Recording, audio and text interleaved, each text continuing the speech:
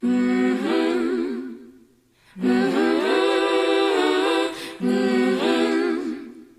man in the world. No man in the world. The measure of any society is how it treats its women and girls.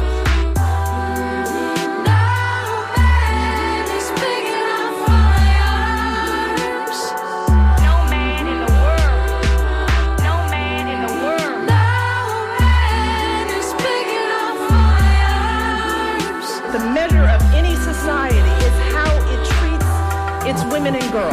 We create the smart, powerful, creative, accomplished young women. We can fight. I'm here because of you. I'm here because girls like you inspire me.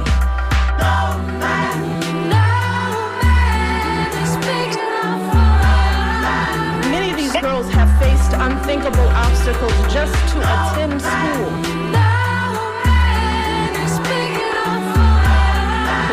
Of any society is how it treats its women and girls.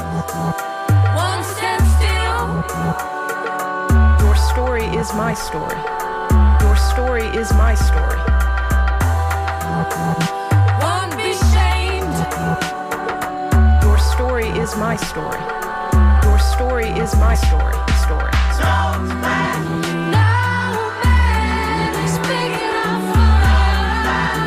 I told them that they should disregard anyone who demeans or devalues them, and that they should make their voices heard in the world. Buckle up, buttercups. It's another episode of Surly Voices here on WMNF Tampa 88.5. My name is Liz. I'm one of your hosts. My co-hosts, Donna and Maria, are on the Zoom and ready to go. How are you, ladies? I'm good. And Maria, how are you? I'm good. How are you? I'm doing fine, thank you. I've got a message to Donna. One of our listeners sent her a lovely thank you note, so I'm going to send that to her because he said not to read it on air. Oh, wow. Yeah, but it is very nice, and we thank you for that, anonymous writer. But I don't know if you guys have been watching the news, but it's popping all over the place. First off, I don't know if you've heard, because everything happened very quickly. There was a teacher in Hillsborough County who hung a black baby doll by its neck and threw it over like the TV that was in the classroom. And there are several videos of this, so I dare say it's not alleged. She actually did it.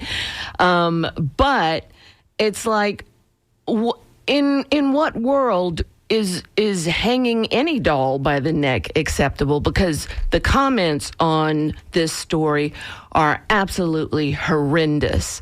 Because, it's like, well, what was the context? Well, what context do you need to hang a baby doll by its neck? It's just ridiculous how people are out there defending racism. And so, I don't know, have you guys seen that video, Maria or Donna? Yes, I saw it. Yeah. So the school board acted very swiftly, and now the woman has been fired. And she had the very ironic name of Karen Savage. So she is now out of a job. I'm sure this is not the end of the story. But it's like, okay, what is going on here? When did it become fashionable to just be racist out loud like the elected official at Pennsylvania Avenue? I think that's your answer right there. Yeah. He gave people permission to like let their hate flag fly. Yes. Ex- yeah. Let their hate flag fly is But I mean, absolutely, I yeah. think that these people forget that he has Secret Service. They have consequences. Yeah. He has Secret Service and all the money in the world, apparently, because now he doesn't get his taxes audited. I mean, it's like, why? I think we should all just sue the IRS for emotional distress. Like, we should all be equal under the law, right? Like, Yeah. I don't want to file my taxes because it causes me anxiety, causes me emotional distress. Right. So, do you want me to sue for billions, or are you just going to let me slide? Yeah. It's like, and all the other billionaires, gazillionaires don't even pay, their fair share of taxes. And Bezos had the nerve to say something about that the other day. It's like, well, my paying taxes isn't going to help the people, down the block. And it's like, I think they let's would. try it and find let's out. try it.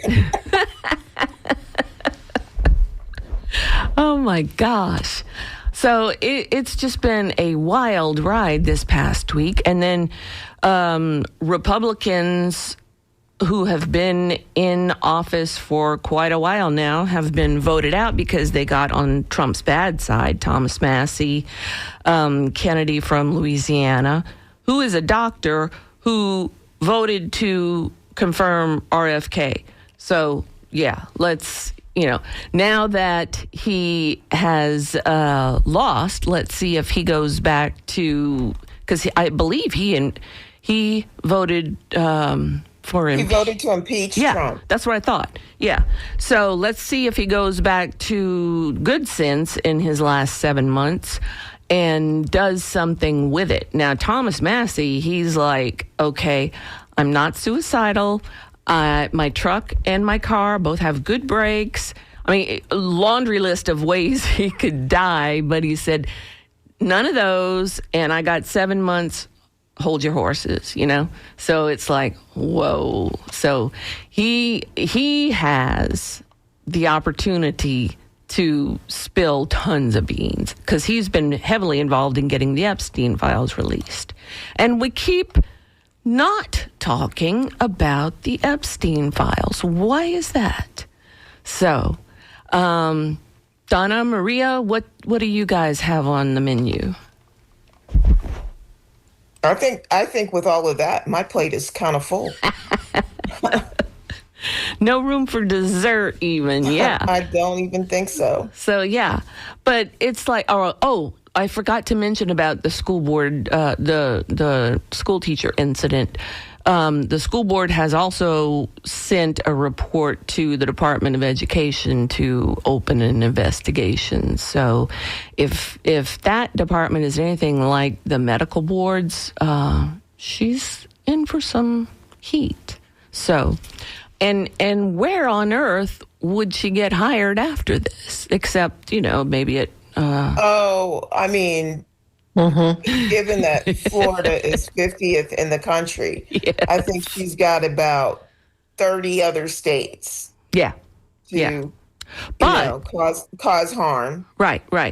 But I mean, usually if they yank your license in one state, another state won't take you in. So They don't do that with police officers. they don't. I have railed on that for thousands of years, Maria. It's like, okay, every other profession is regulated and has exams, CEUs, and police, nope. And you could be sued. You don't have. Yeah. And you could, yes, exactly. Yeah. Police have qualified immunity. It's like, what? They're not overseen in a meaningful fashion. They don't have to be licensed to be police. Any Jim Bob down the road can go and apply to a police department. So it's why, if police are so important to the orderly function of society, why aren't they licensed and regulated? Good question. You never make your lieutenants pay for their crimes.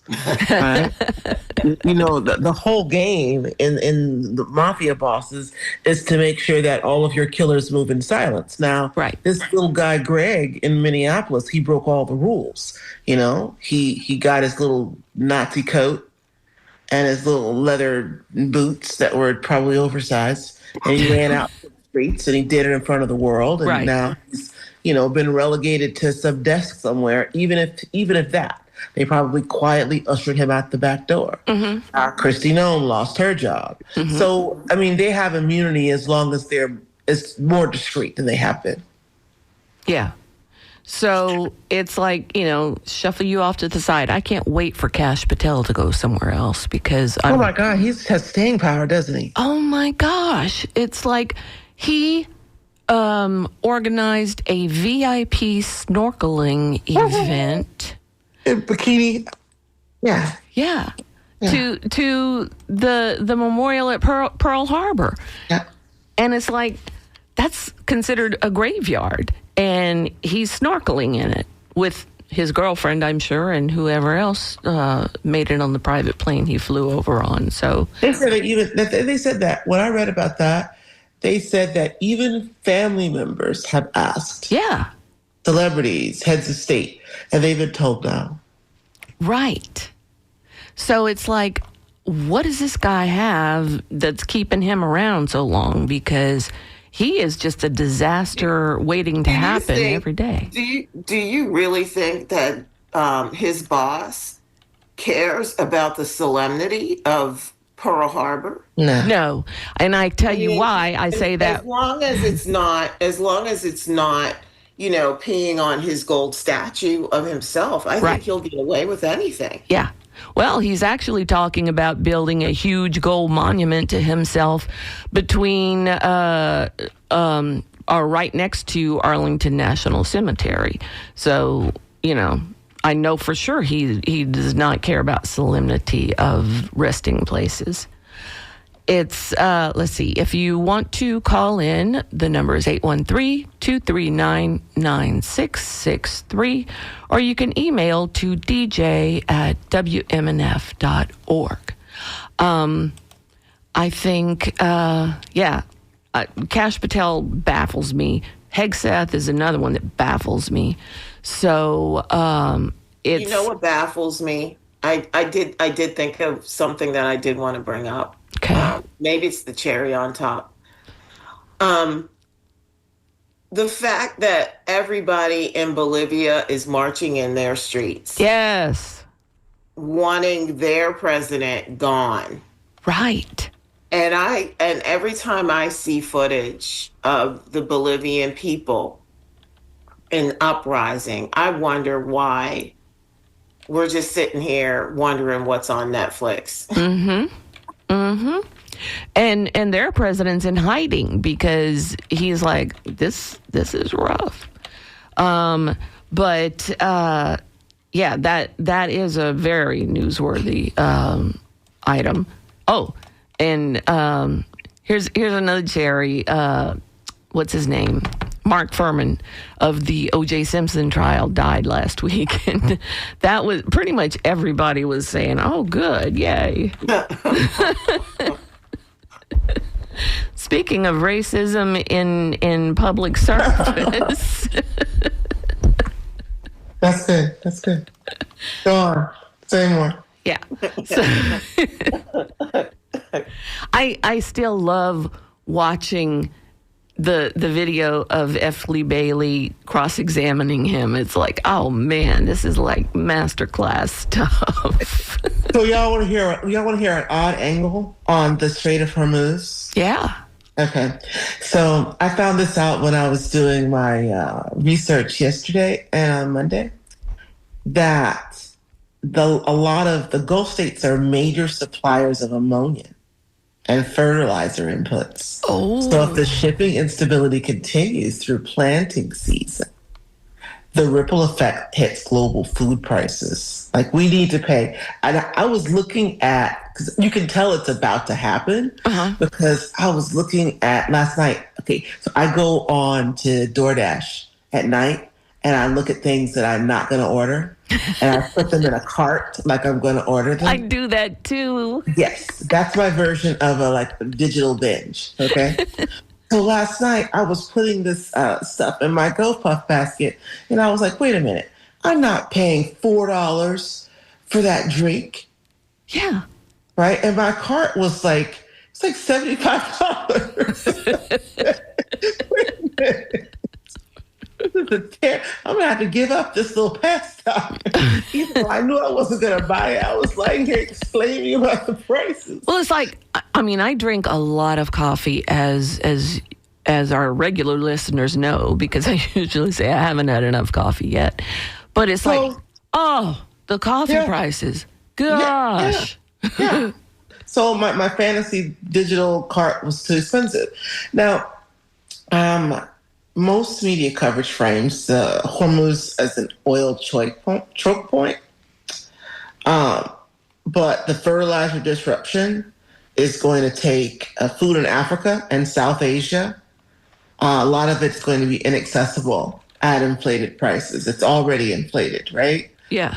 So that means rising bread and rice costs. These are staples in a lot of places around the world.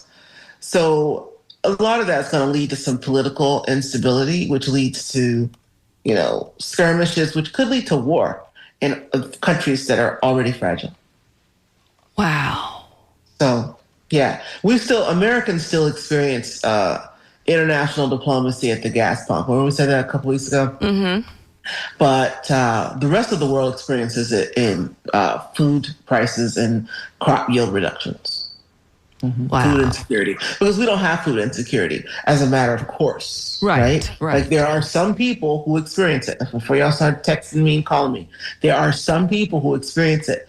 But the American government, we just we don't think of famine risk. And when we talk about crashing economy, we think first of houselessness and how many people are falling into houselessness. We don't necessarily say families are going hungry, because that's, for a long time, it's not been an American thing, I would say, since the 40s or 50s. Wow. One of our listeners, Wendy, says, "Hey girls, how about a shout out to Louisiana for killing their bill, DADAT? Great show as always." Thank you, Wendy. And yeah, that's Donna actually posted something. She's like, even Louisiana can get their stuff together. Yeah, Louisiana can figure it out. It's corrupt. It's like, it's got a lot of nepotism. It's got parishes. It's got a lot of crazy stuff going on there. Right? Yes. And they figured it out. Yeah, I say that as someone who was born and raised there. Yeah. It has not changed. Yeah. Yeah, they had the governor, Jeff Landry, who is Trump Jr. with a Cajun accent. There were 5 amendments on the ballot. One of them was going to remove civil service protection for state employees. One was going to create a separate school system for the city of St. George. Another one dissolved state savings accounts to pay off teacher retirement system debt, increase teacher and school staff pay. Now, if they'd have separated that one, increasing teacher and school staff pay might have worked, but dissolving state savings account, I don't think so. Number 4 allowed local governments to shrink or end business inventory taxes. And Amendment 5 was going to increase the age for the mandatory retirement of judges. So, yeah, Louisiana got their stuff together and voted. And if Louisiana can do it, everybody can do it. I'm saying that right now. Oh, my gosh. Let's see. Fred says, regarding our current politic and MAGA, if we go back in time to, let's say, 1960, then let's use the same tax plan that Eisenhower did. It spawned the greatest generation. Tax rate way higher for corporate America and the rich. Peace. Let's go. Fred in Marquette, Michigan. Thanks, Fred. Yeah, I mean, it's like, why do all the billionaires get the tax breaks? The lesser folk like us have to pay, and it's like Well, the loopholes have been there, right? The loopholes have been there for people with money. We started talking about it openly in the 80s with offshore accounts, right? right. And so that's something that's been growing steadily over time. And they don't get the tax breaks, they give themselves the tax breaks. Right. The loopholes are there and they just take advantage of them. And then if all else fails, you buy yourself a reality show TV star and turn him into a president. And then all the doors fly open for the rich. And the rich aren't necessarily the most moral folk out there. So it's distressing. And when do Americans as a whole decide to take to the streets like so many other countries do, like France and Peru and Venezuela? The combination of physical threat, right? An imminent threat to your life, and imminent threat to your life through starvation is usually what gets people out into the streets. And Americans haven't had that. And I was talking to a white man who sat across from me, white man that I know and care about as a human being. And he said to me that he is a peacenik and that he doesn't believe in violence. And I leaned across the table and I said, do you know why there are no bombs raining down on your head? Do you know why your belly is touching the table? Because the United States military-industrial complex keeps war off your soil. So being a peacenik and stating it so proudly like that as you rest your hands on your good cape and line, to quote the bard,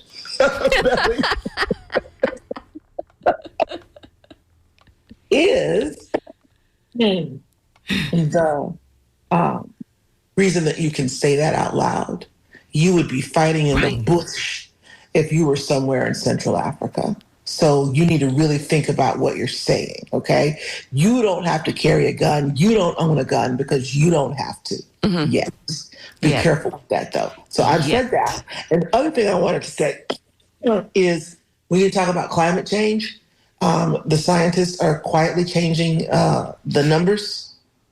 They're saying that 1.5 degrees is not an attainable measure, right, for the warming of the planet. And the entire planet is slowly shifting into resilience mode as opposed to optimization. I had this conversation with someone last week in one of my Mensa meetups, and I did not understand it. He's probably a lot smarter than me. So he broke it down for me. He told me that in the old world, they built, imagine a company making cars, right? And so they optimized it. They wanted to manufacture it for the cheapest. They wanted to sell everything they had in inventory. They wanted to, cut staffing. They were optimizing.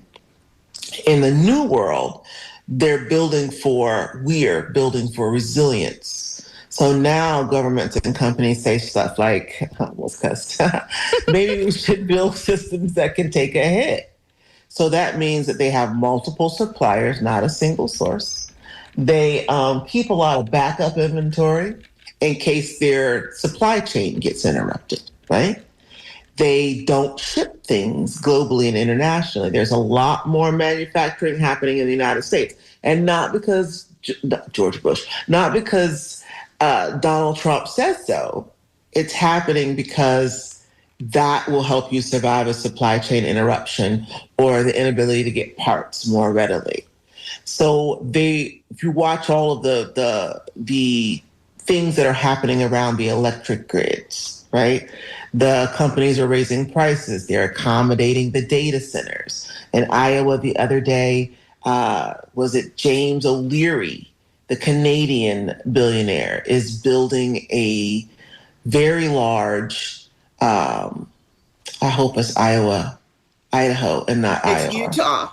Utah. In Utah, okay, and so in Utah, they're building this massive data center, and reportedly, it uses more. I'm reading this off the page of my head, okay? Use more electricity than the entire state of Utah. And the people went to this meeting with city councilors, commissioners, what have you, and they put up quite the resistance.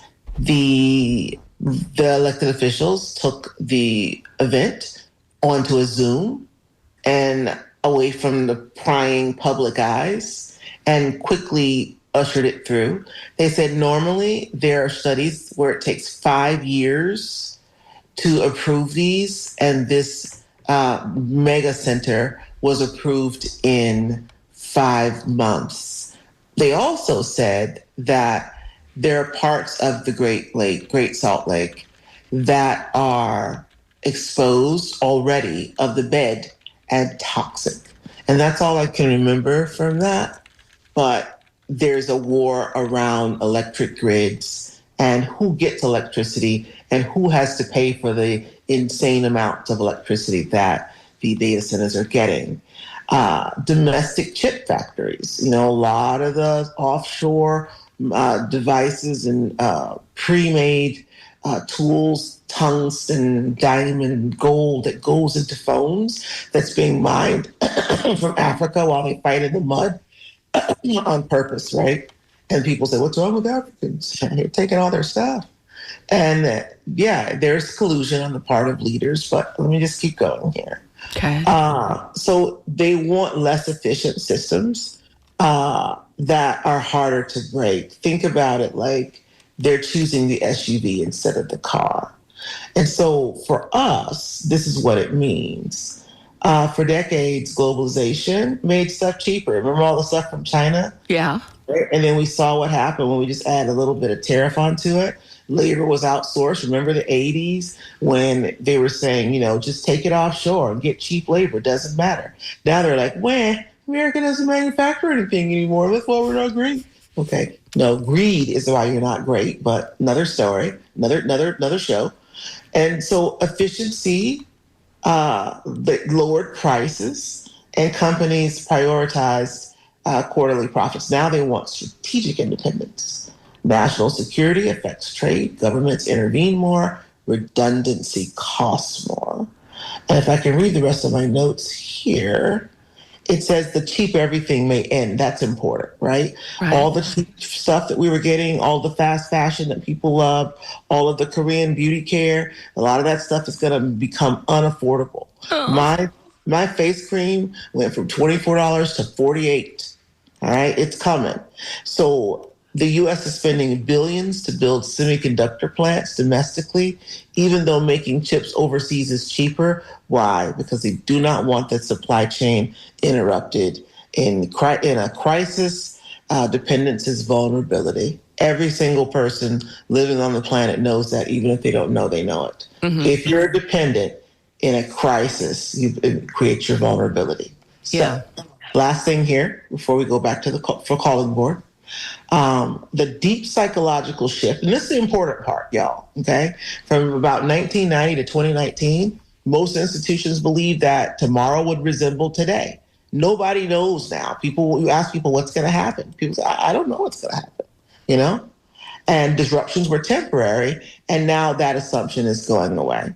And people are planning for pandemic, cyber attacks, grid failures, climate disruption, geopolitical fragmentation, AI monsters that tell us what to do. So that's a huge civilizational mindset. It's not coming to you on the news, right? People are quietly discussing these things in rooms. And so your old mindset, we need one power source because it's cheaper. New mindset, we need backup systems because failure is inevitable. Old mindset, get food from wherever it's cheapest. New mindset, what if shipping stops? Yeah. Old mindset, globalization connects everyone peacefully. New mindset, what if dependence becomes leverage? And you are feeling this everywhere. Stores are keeping more inventory. Countries are restricting exports. Companies are reshoring jobs. Everybody's afraid of AI. We have energy nationalism coming toward us. Rising insurance costs have been going crazy, especially in Florida, for years. So that's what I got. The world isn't ending, but the assumption of uninterrupted stability is going to go away. Wow, that's really depressing.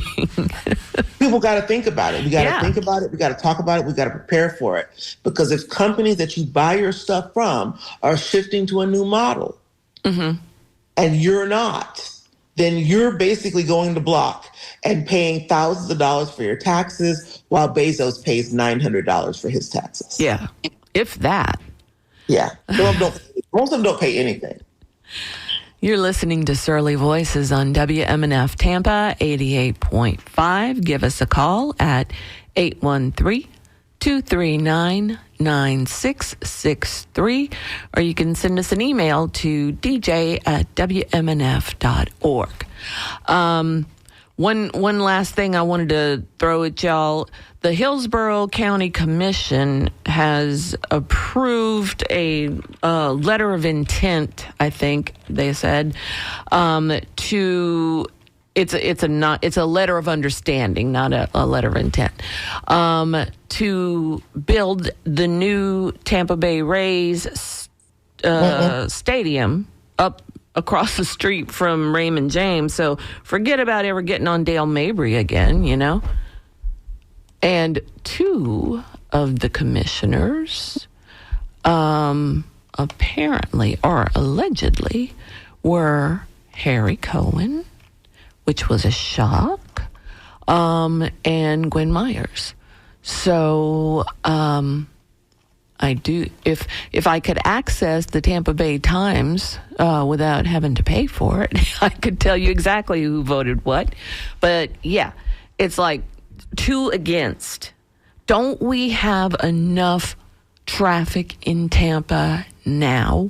Why do we keep building things, especially massive things, and choking off all the? I mean, it's like at this point, I know every shortcut or every different route I can take from my house to anywhere because I can count on 285 being stacked up even at odd hours of the day.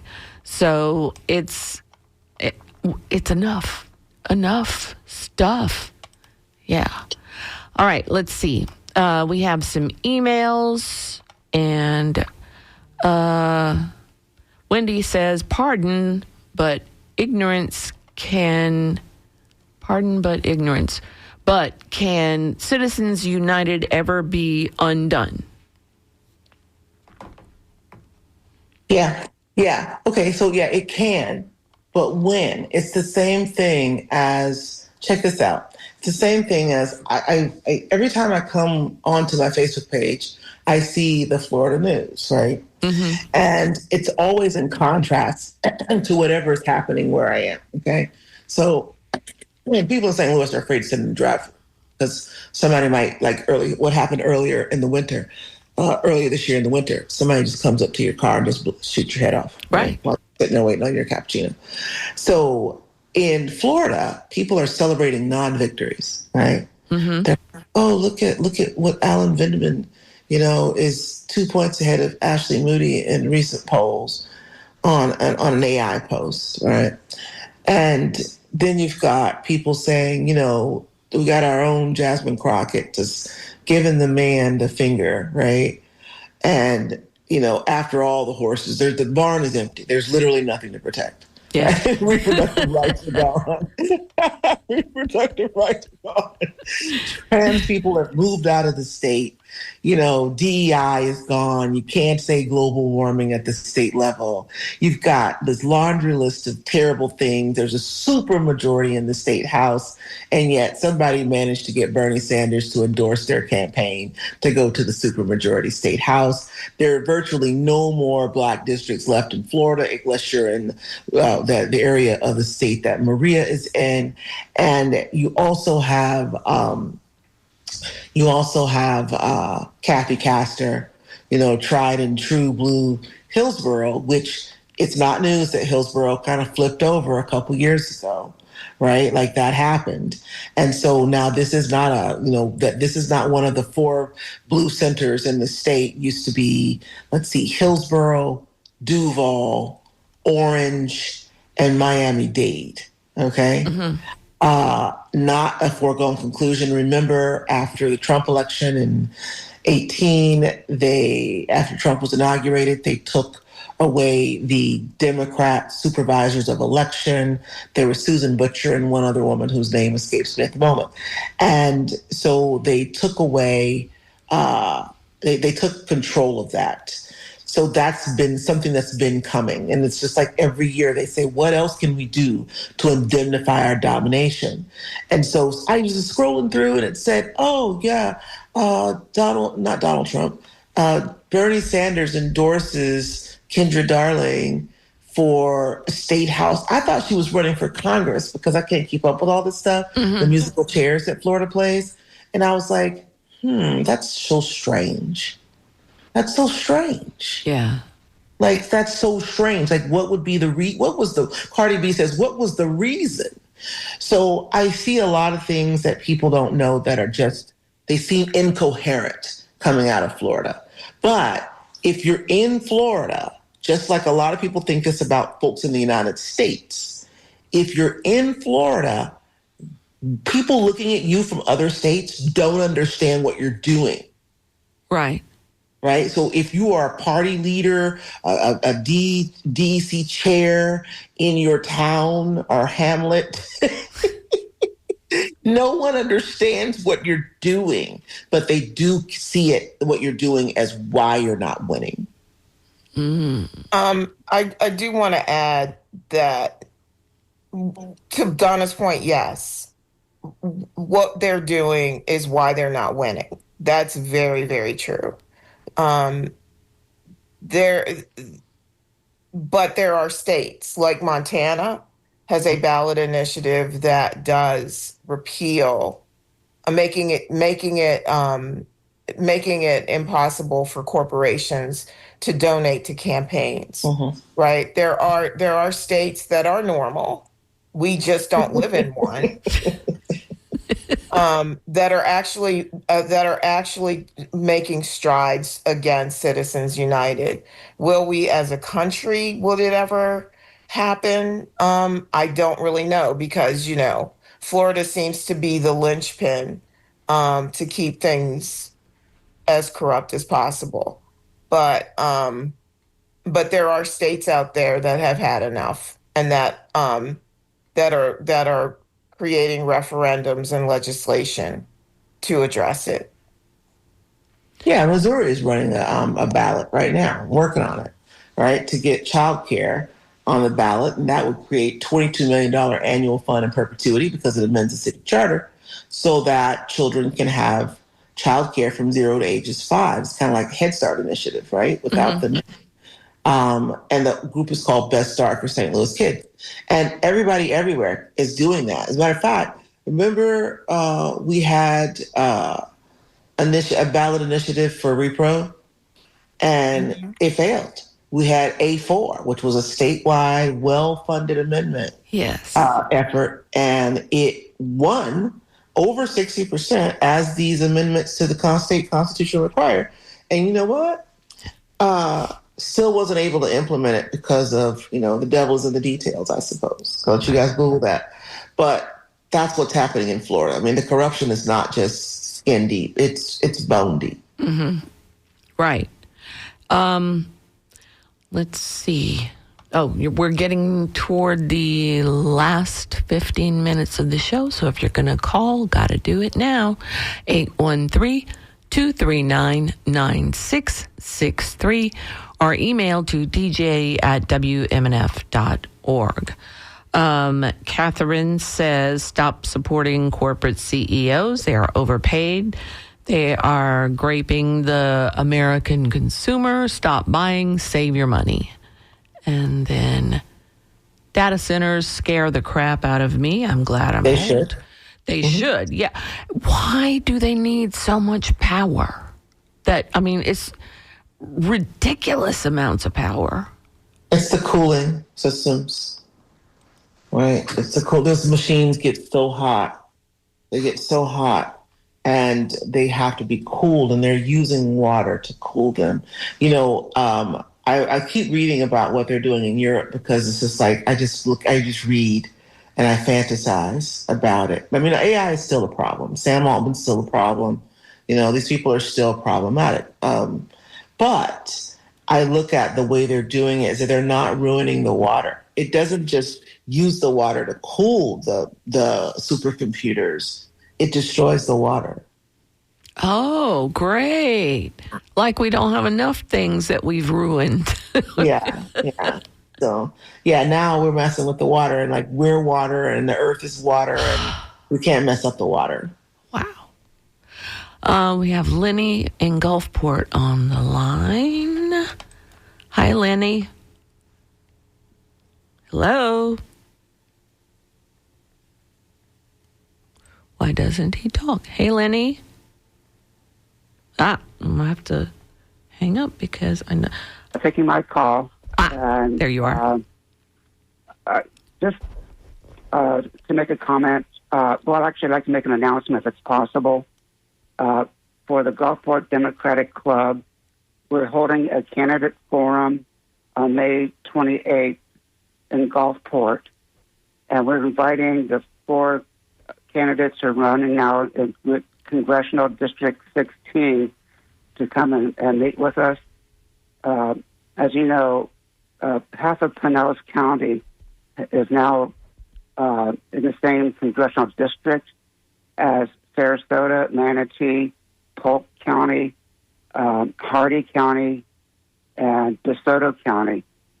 So there's a vast stretch of land going from the beaches on the Gulf of Mexico to the heartland of Florida, Central Florida, basically, where there's sheep and cattle. And so we're the first, I think, to have these candidates come and meet with us, and inviting the public, and that will be at the Gulfport Recreation Center on May 28th at 7 o'clock. All right. Any comment on the actual topics we've been discussing, Lenny? Well, yeah, it all starts with getting the right candidates, putting the people in office. All the things that you've been talking about are because of the politicians who are now in office. And what we need to do now is get qualified people into office that will advocate on our behalf. And the first step is to get to meet them, campaign, and vote. Okay. Thank you for calling, Lenny. You're welcome. Thank Bye-bye. you very much. So I don't see that there are any officially declared Democrats for this race. So maybe these people don't have enough signatures. But that seat, just to be clear, if people are interested in what's happening in Florida CD16, is vacated by Republican Vern Buchanan. We used to always go to his office. They have good snacks in there. I don't know what committees he's on. He must be on appropriations or something because he has like the most beautiful double wooden doors, and it's just so posh in his office. Very posh. Yeah, he has a corner lot, man. It's nice windows and fresh light. Anyway, he's a Republican. He's a bit of a jerk, and moving right along. His people are nice. It's because they don't have to do anything, right? They don't have to do anything during the day. But it looks like the closest Democrat tied to that race right here is Kelly Kirshner. She's a former Sarasota City Commissioner. She announced a run for the seat and is pitching herself as a part of fresh blood generation of Democrats. So let me just stop right there. I'm not going to read any more of this. What I'm getting from the Democrats, Lenny just said that, and I remember meeting you, Lenny, a few years back at some live event that happened, and you said you thought I'd be more militant. I don't know what that means, so I'm still trying to figure it out. But anyway, Lenny and I had a really nice conversation. Great guy. And what I learned about the local clubs is that you guys are the reason, not you specifically, right? I don't know what you're doing in your particular club, I have no data, no research. But what I will tell you is that it's the stuff that's happening. It's the endorsements that are happening at the state level and at the party level that are putting people that call themselves fresh blood. And now increasingly it's Dinos that we're getting, we're getting David Jolly and his ilk. Oh my gosh, yes. Yeah. Yeah. I'll just stop right there. Yeah. That's enough. That's all you need to say right there. All right. We have Reverend Russell Meyer on the line. Hi, Dr. Meyer. Hey, how are you, Surly Voices? We are good. Thank you. Yeah. So I just wanted to talk about the law enforcement orgy that went on in Miami yesterday. Oh, I missed that. Oh, well, they Todd Blanche indicted Raul Castro for defending his country, right? And that has a long history in the Tampa Bay area as well. And what about the Epstein files? Oh, excuse me. We're running up what we did in the Strait of Hormuz to do it in the Caribbean. Yes. Because, let's pick on 12 million people who can't turn on the lights because we won't let oil dock at their harbors, and that children are dying in NICUs, elderly are dying in nursing homes, and people are only eating one meal a day. I know this because I was in Cuba just a month ago. And so Cuba is kind of the mirror of the dark soul of America. America's had a couple of opportunities to embrace a way of self-determination that leads to global peace, to reach for the good rather than the goods with Cuba. And every time we reach for the goods and we toss the good into the sea. And it just pains me. I'm married into a Cuban family and et cetera. There are a lot of Cubans in Florida. Some of them are tied to the old Batista regime, which was one of the most brutal regimes in the Western Hemisphere.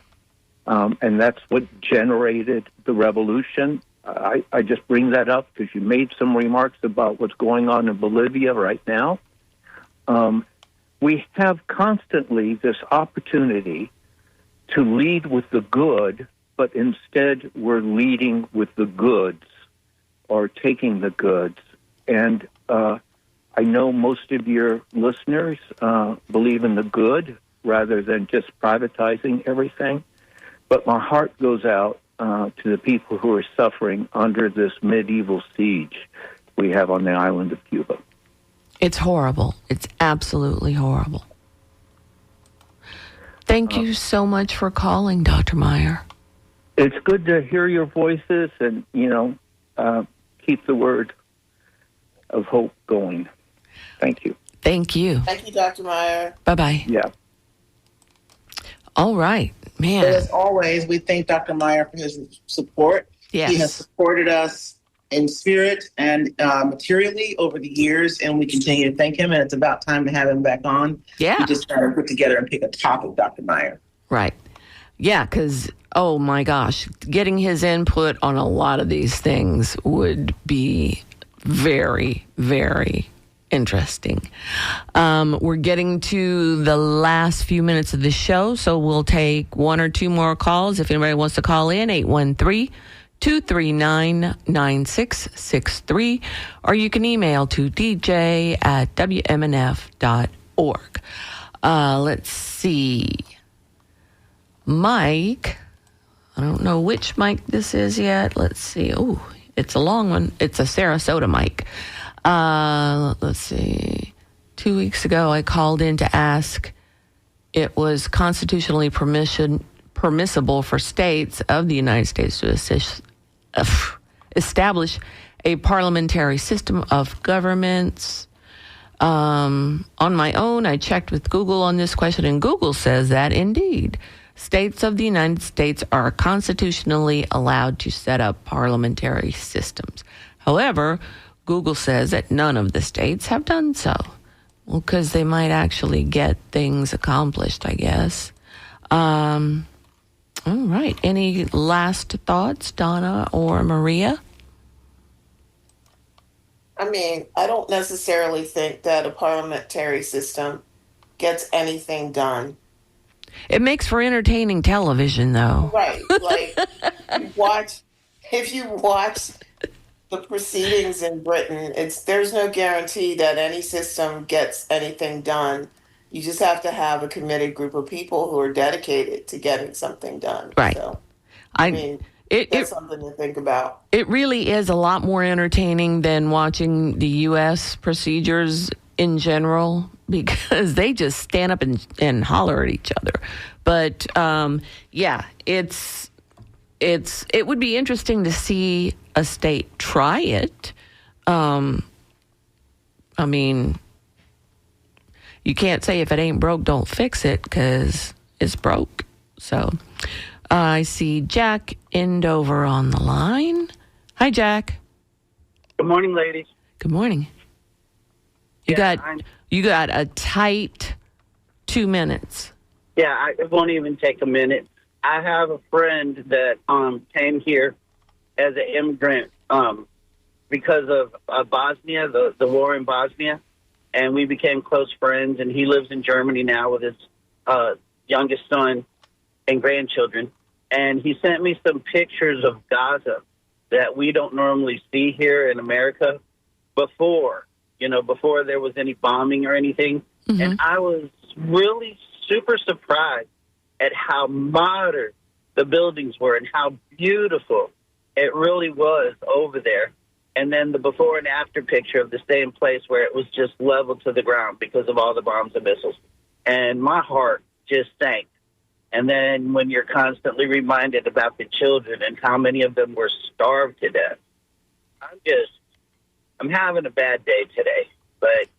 And I'm not really calling to, make everybody else miserable, but I'm just going to have to pray that there's got to be a better way.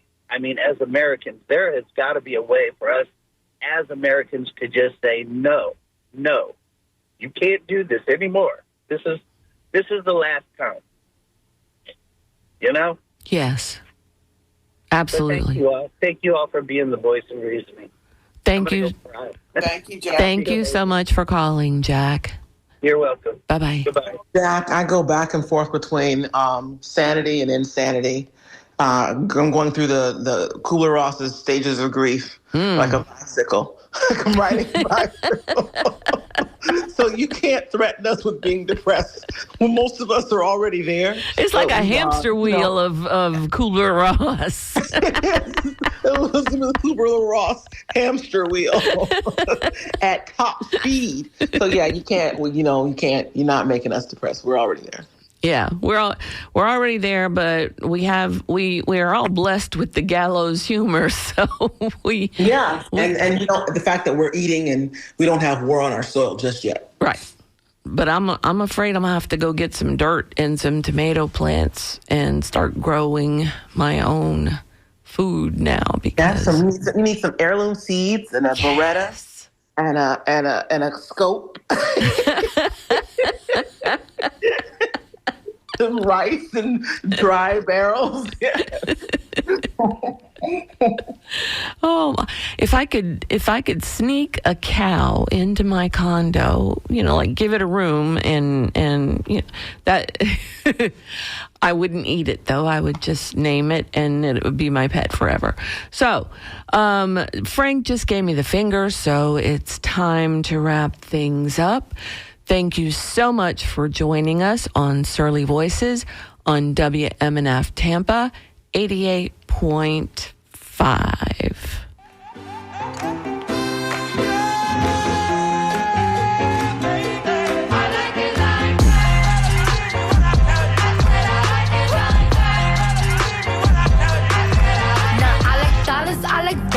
like stunning, I like shining, I like $1 million deals. Where's my pen? Bitch, I'm signing. I like those Balenciagas, the ones that look like socks. I like going to the Tula. I put rocks all in my watch. I like texts from my exes when they want a second chance. I like proving wrong. I do what they say I can't. They call me Cardi, Cardi.